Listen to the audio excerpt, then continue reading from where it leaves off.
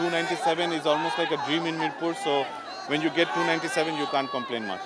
Not necessarily যে দুইটা batsman ভালো খেলেছে বলে তাদেরটাই ক্যারি অন করে আরেকটা ব্যাটসম্যান করতে পারবে। একটা সিরিজ জেতার জন্য যে প্ল্যানটা দরকার তিনটা ম্যাচের জন্য সেটা হয়েছে। সাইফ এবং সৌম্য অনেক দিন ধরে ক্রিকেট খেলছে, আমার কাছে মনে হয় যে ডোমেস্টিকে ওরা খুব ভালো খেলে যাচ্ছিল, ওপেনিংয়ে ওদের খেলার অভিজ্ঞতা অনেক বেশি আছে, সো ওইভাবে করে ওরা ব্যাটিং করে গিয়েছে। আজকে যেটা ভালো লেগেছে হলো ওদের ইন্টেন্টটা কারেক্ট ছিল, যখন ওরা স্লটে বল পেয়েছে বা ওদের স্ট্রেংথে বল পেয়েছে সেটা চালিয়ে দিয়েছে। ওরা ওই 200-210 রানে টার্গেট করে খেলে নেই, ওরা অ্যাকর্ডিং টু দ্য মেরিট খেলেছে।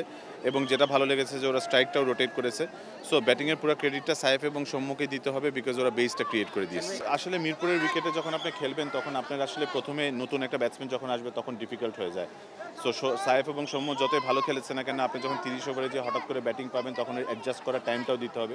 নট নেসেসারিলি যে দুইটা ব্যাটসম্যান ভালো খেলেছে বলে তাদেরটাই ক্যারি অন করে আরেকটা ব্যাটসম্যান করতে পারবে।